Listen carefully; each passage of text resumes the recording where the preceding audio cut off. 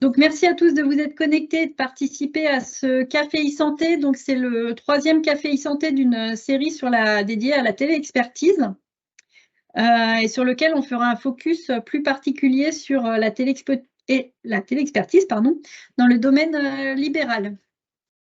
Donc, avant de démarrer, quelques rappels de bonnes pratiques. Donc, on a coupé vos caméras et vos micros le temps de la présentation.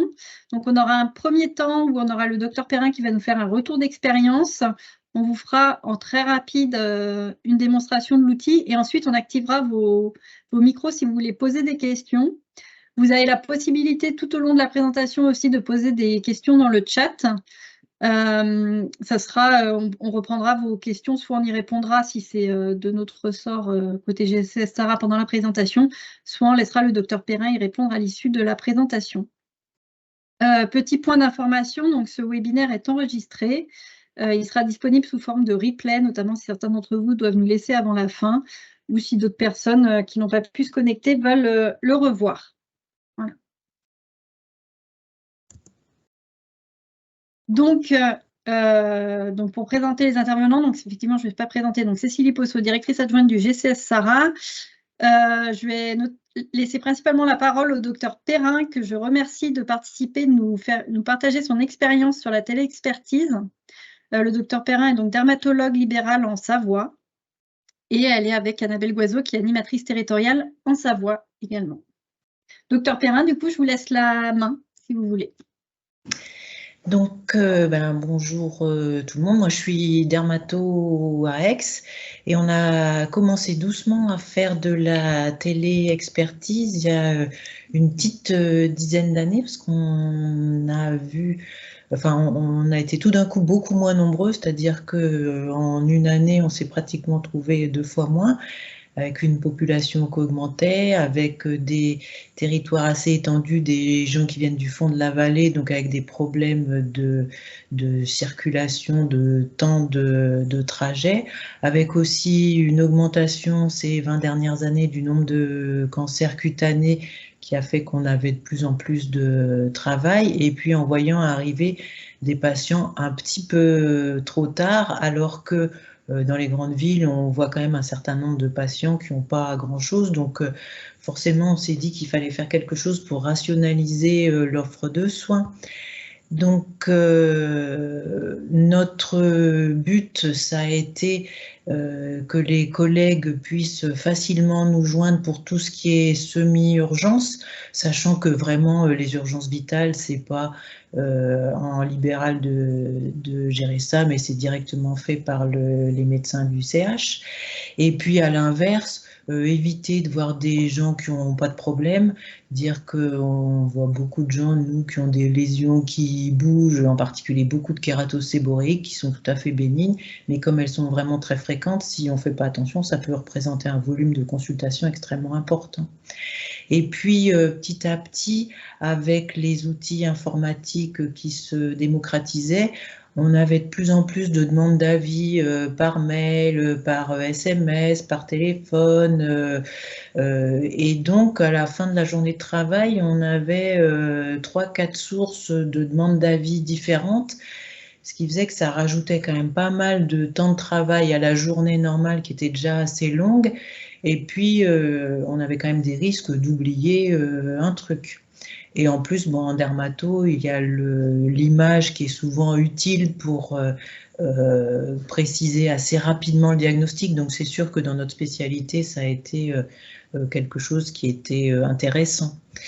Donc, on fonctionne depuis longtemps, hein, depuis plus de 40 ans avec une association de FMC, et on arrive à se faire des réunions à peu près mensuelles.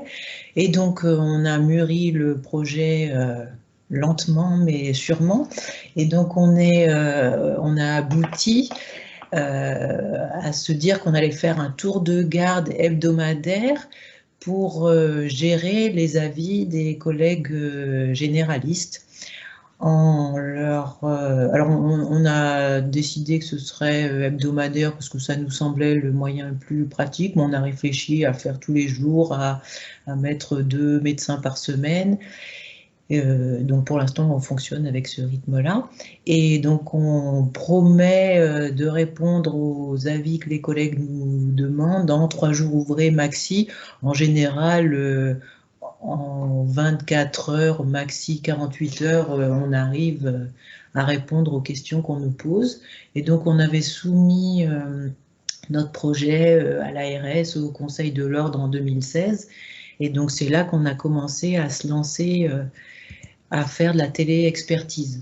Donc au début, ça n'a pas été terrible, hein, ça n'a pas été très rentable, parce qu'on avait juste 2-3 avis par semaine et on continuait à avoir les mêmes problèmes de demande d'avis à droite, à gauche, de façon importante, les mêmes problèmes de gens qui nous disaient qu'ils n'arrivaient pas à nous joindre, même quand il y avait besoin.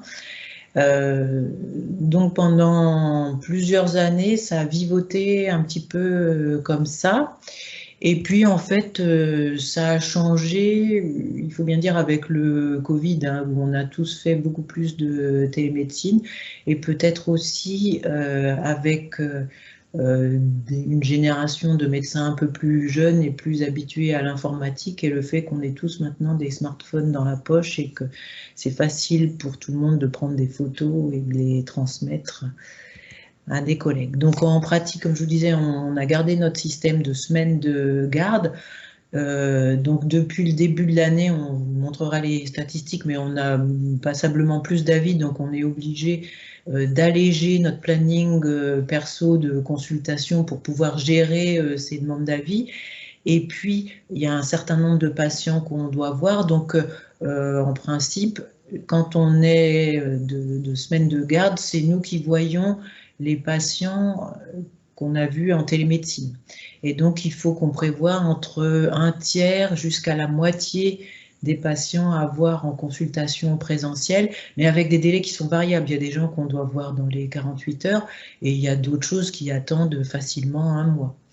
Après, en termes d'organisation, quand il y a beaucoup d'avis, il faut faire un peu attention pour ne pas rater des avis, parce qu'il y a des médecins qui attendent des choses qui peuvent être importantes. Et puis, ne pas oublier après les suivis, parce qu'il y a des choses qui sont simples à gérer, et après, il y a des choses qui demandent des examens complémentaires. Donc, il ne faut pas oublier d'en reparler avec le collègue ou éventuellement de rappeler les patients s'il y a besoin de s'assurer que tout se passe comme il faut. Et donc, pour que... Alors, parce que Madame Goiseau me demandait comment on fait pour que ça marche. Alors, je ne sais pas forcément, mais en fait, il faut qu'on soit tous vraiment convaincus que ça va nous servir. C'est-à-dire que on s'est tous rendu compte qu'il y avait des difficultés d'accès aux soins et que c'est notre boulot de prendre en charge les gens qui ont des problèmes réels, quitte à laisser de côté ceux qui n'en ont pas vraiment. Et puis après, il faut qu'on marche tous dans le même, dans le même sens, dire qu'il faut que le collègue qui dit qu'il va faire la semaine, il la fasse et qu'il ne laisse pas la moitié du boulot à celui d'après. Donc voilà.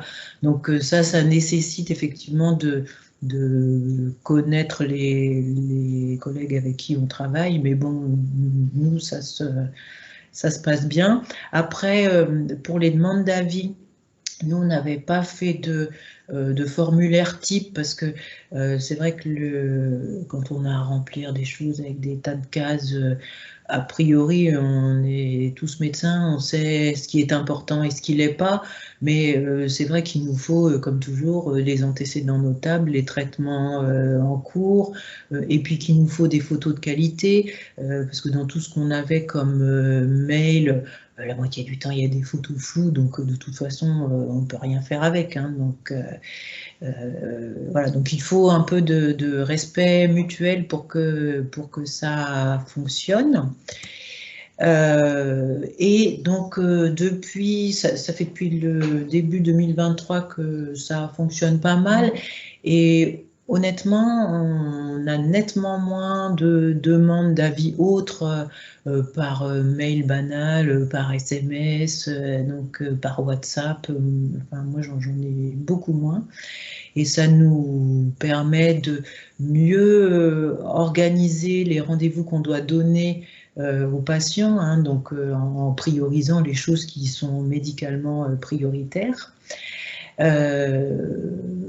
L'avantage aussi, c'est que ça nous permet chacun de garder notre indépendance, hein. On a toujours nos correspondants particuliers qui nous envoient des messages, qui nous demandent de prendre des patients, mais il y a quand même des médecins qui n'ont pas de correspondants, qui sont très loin, et donc ceux-là, ils trouvent chaussures à leurs pieds comme ça. Et puis pour le groupe des médecins qui donnent les avis, on a aussi la possibilité de s'entraider, parce qu'il y a quand même des fois où on a des choses vraiment difficiles et où on hésite entre plusieurs diagnostics, entre plusieurs conduites à tenir. Et c'est très facile entre nous de demander aux autres un petit peu d'aide et dire voilà, moi je pense ça, je ferais ça, est-ce que ça vous semble légitime ou est-ce que vous pensez à autre chose?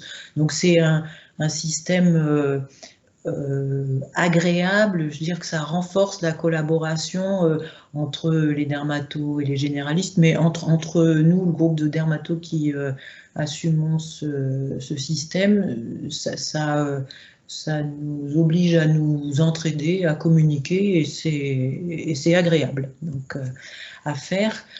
Le moins, c'est que effectivement, il y a quand même des gens qui pensent qu'on va tout faire en télémédecine. C'est pas vrai du tout. Enfin, avant qu'on fasse ce système, on avait énormément de photos floues. Et puis après, il y a toujours le souci qu'on voit que ce qu'on nous montre, et que si on nous montre une lésion sur le bras, ben, on ne voit pas forcément celle qu'il y a dans le dos. Et c'est peut-être celle qu'il y a dans le dos qui est embêtante. Il y a quand même un peu plus d'erreurs diagnostiques parce qu'on a quand même moins de temps. On n'a que les informations qu'on nous donne. On ne peut pas directement poser des questions supplémentaires aux patients.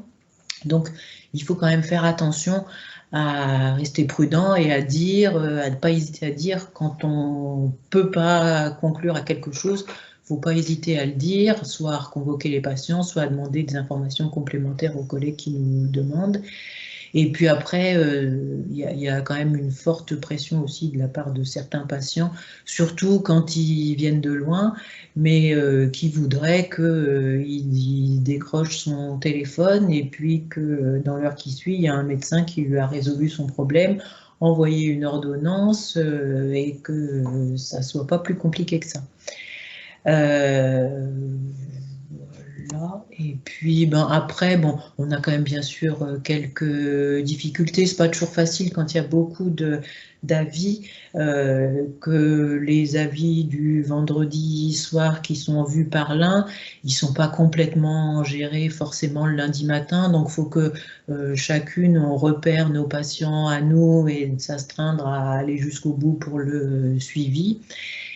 Et puis après, il y a quand même des fois la transmission qui est très lente, hein. On a de temps en temps des soucis avec une photo qui met 20 minutes à s'afficher. Donc ça, c'est sûr que c'est pas facile. Et puis la facturation qui prend plusieurs minutes. Alors c'est vrai que c'est aussi un frein parce que c'est toujours un truc qu'on fait. En plus, on a beau dire, à part la semaine où on en a beaucoup, on fait toujours ça en plus de notre travail habituel. Donc c'est vrai qu'à un moment, travailler toujours plus, c'est pas possible. Donc voilà.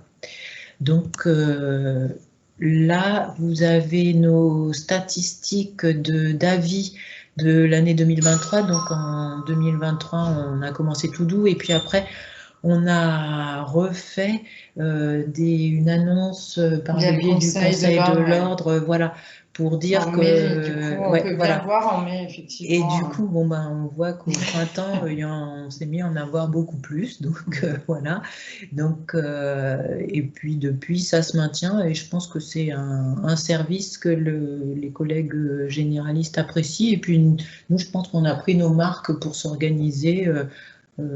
Chacune notre semaine, on est une dizaine en fait à tourner. On se fait un petit planning de garde comme n'importe quel planning de garde en disant qui est en vacances à telle période, et voilà. Et puis, donc pour l'instant, ça se passe bien. Et donc, voilà. Après. Est-ce que vous voulez que j'en parle peut-être? Ouais. Bah déjà, j'en profite pour. Donc, je suis Annabelle Loiseau, animatrice territoriale pour la Savoie. J'en profite pour remercier Dr Perrin de la qualité de son intervention. Je prends le relais sur cette partie-là. Donc, effectivement, comme disait le Dr Perrin, au mois de mai, il y a eu une communication par le Conseil de l'Ordre sur justement le fait que les avis devaient passer de manière sécurisée par Moncisra. Et juste avant, on a travaillé avec l'ensemble des dermatologues sur le paramétrage, puisqu'il y avait une évolution de l'outil. Donc, dans la description, on voit bien qu'effectivement, il y a le délai de réponse, les 3 jours ouvrés dont parlait le docteur Perrin, et il y a aussi le périmètre, puisque vous aviez un souci, c'est qu'en fait, il y a tellement de manque d'offres de soins en dermato que parfois, vous aviez des demandes d'avis qui pouvaient venir d'un peu plus loin. Voilà, donc vous avez bien cadré aussi le périmètre dans votre description. Et ensuite, donc, quand on fait la demande d'expertise, on voit effectivement, donc comme vous disiez, vous n'avez pas fait le choix du formulaire, vous avez mis une liste de vos prérequis et qui, comme vous me disiez, ça fonctionne bien. En fait, finalement, vous avez quand même on a ce qu'il faut. Voilà, en général. Sur les photos, moi, j'ai l'impression... Alors, pour compléter ce que vous dites sur les médecins généralistes qui sont contents, je vous confirme, moi, ils me le disent tout le temps. Et on voit maintenant que les généralistes aussi le font beaucoup avec leur smartphone. Pour certains, ce sont même équipés de dermatoscopes, donc qui viennent coller au smartphone. Ils ouvrent Moncisra depuis la version mobile et ça permet de prendre la photo et de l'envoyer et d'envoyer les éléments. Donc, avis dermatologie libérale Savoie. Donc voici pour la partie paramétrage. Ce qu'on va faire, c'est que je vais laisser la main à Cécilie pour qu'elle puisse vous montrer comment on fait une demande d'avis aussi côté requérant et après côté médecin requis, comment on fait pour la traiter, puisqu'on ne peut pas vous le faire avec avis dermato, il y a des noms de vrais patients.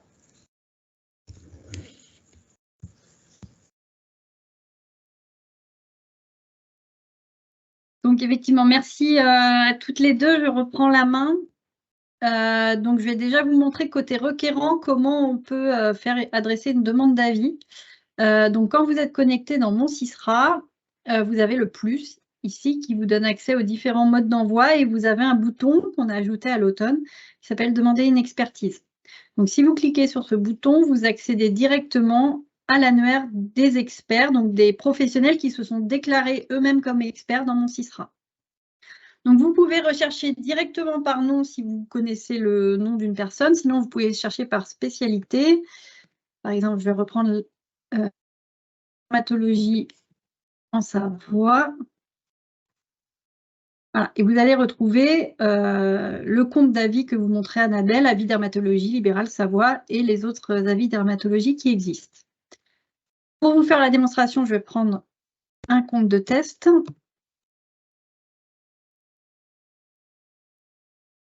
Donc, quand vous arrivez sur la demande, c'est ce dont vous a parlé Annabelle, vous avez la description de l'offre, vous cliquez sur « Demander une expertise ».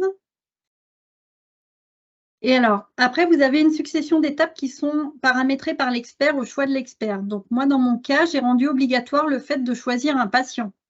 Ça permet quoi? Ça permet d'avoir une identité précise du patient répondant à des critères d'identité-vigilance. Donc là, par exemple, j'ai choisi un des patients que je suis régulièrement. Et j'arrive sur un nouvel écran sur lequel on va me demander de saisir des données nécessaires pour la facturation. Donc, c'est très important en téléexpertise puisque l'expert, il faut se rappeler que l'expert ne voit pas le patient, en tout cas s'il ne le reçoit pas en rendez-vous a posteriori. Et donc, il a besoin, lui, pour facturer, du numéro de sécurité sociale du patient et du numéro de facturation du professionnel requérant. Donc, le numéro de sécurité sociale, il est à ressaisir à chaque fois. Le numéro de facturation, en tant que requérant, vous le saisissez une fois et après, nous l'enregistrons. Donc là, moi, il était préenregistré parce que j'ai déjà fait des demandes d'expertise. Certains professionnels peuvent rendre cette étape optionnelle. Dans la majeure partie des cas, elle est quand même obligatoire. Donc, une fois que vous avez renseigné ces deux champs, vous cliquez sur « Valider » et vous allez arriver sur la demande de téléexpertise. Donc ça, on revient sur l'écran que vous avez vu tout à l'heure avec Annabelle, où l'expert va pouvoir décrire ce dont il a besoin pour rendre son avis. Il peut également mettre une pièce jointe qui est un formulaire. Il existe aussi des formulaires qui sont structurés dans Moncisra. Donc ça sera à vous en tant que requérant de vous adapter à ce que demande l'expert. Donc là, je vais taper mon texte. Et ensuite, voilà, donc là, j'ai envoyé une demande de téléexpertise. Maintenant, je vais me placer côté expert. Hop. Donc, quand j'arrive dans mon CISRA côté expert, donc vous avez votre boîte de réception. Vous avez un répertoire qui s'appelle téléexpertise dans lequel vous allez retrouver toutes les demandes de téléexpertise. Et donc là, je vois la demande que je viens de recevoir à 13h23. Et donc, si je l'ouvre, je retrouve la conversation qui a été initiée par le requérant, donc avec la question posée. Donc là, en tant qu'expert, je peux répondre. Donc, je vais taper un texte, voilà. Peu importe. Je vais envoyer, donc comme ça, le requérant voit dans la conversation la réponse. Il y a possibilité de mettre des pièces jointes, des photos, aussi bien côté requérant que côté expert. Et une fois qu'en tant qu'expert, j'ai rendu l'avis, je vais cliquer sur « Finaliser l'expertise ». Donc là, je marque que l'avis a été rendu et que l'échange est terminé. Donc au moment de la finalisation, il y a plusieurs choses.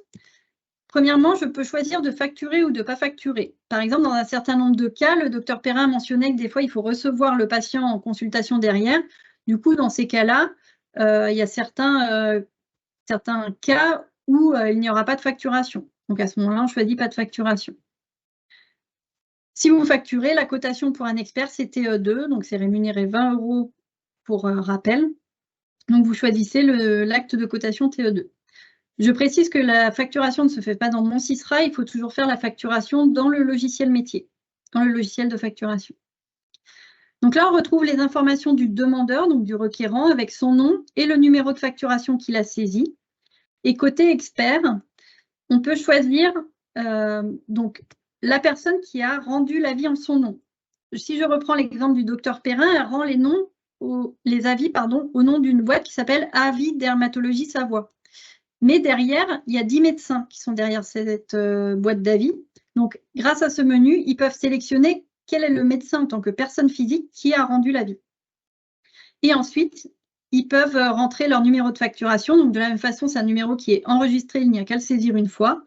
Mais ça permet aussi de communiquer ce numéro au requérant, puisque le requérant en a besoin pour facturer de son côté. Si je fais un petit focus facturation, donc c'est bien et le requérant et l'expert qui facturent chacun de leur côté, indépendamment, et ils ont besoin mutuellement du numéro de facturation de l'autre professionnel de santé. Une fois que ces informations sont saisies, on confirme la finalisation. On vient finaliser l'expertise ici. Et donc, ça va vous générer ce qu'on appelle une synthèse de téléexpertise, donc qui vaut compte rendu de téléexpertise. Donc, ce document va reprendre l'ensemble des éléments partagés. S'il y a des photos ou des pièces jointes, elles vont également être dans la synthèse de conversation. On va lui laisser le temps de se générer.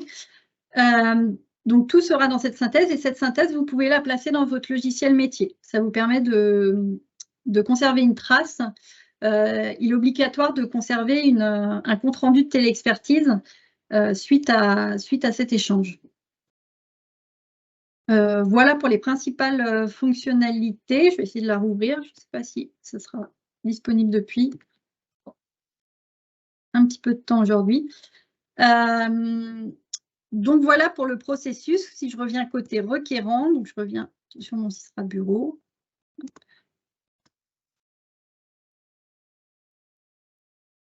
Donc côté requérant, j'ai bien reçu la réponse de l'expert et la synthèse de conversation de téléexpertise. Voilà pour une démonstration rapide. Je vous remercie de votre participation. Un grand merci au docteur Perrin pour son témoignage qui était très intéressant. J'espère que ça a répondu à vos attentes.